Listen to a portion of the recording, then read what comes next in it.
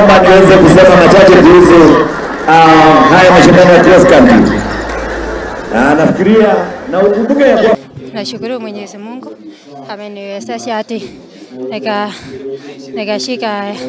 nikaweza kuwini Chepsaita cross country.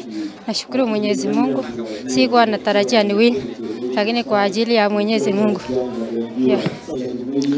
Mpango yangu ni kuomba sana niingie World Cross Country, and then after World Cross Country tunajipangia sasa wote track season.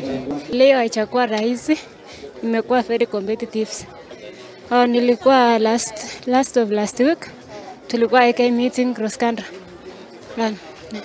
Nyandarua Olkala, nilikuwa number 1. Mpango yangu saa hii ni kujitayarisha kwa cross country nayokuja.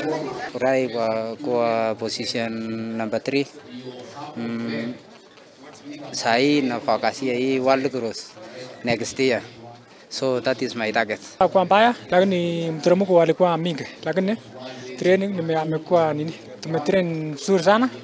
So mimi nashukuru Mungu nimeshika namba 2. Kati yangu ni World Cross. Tunaenda prepare World Cross. Nilimiss last year lakini leo nita back.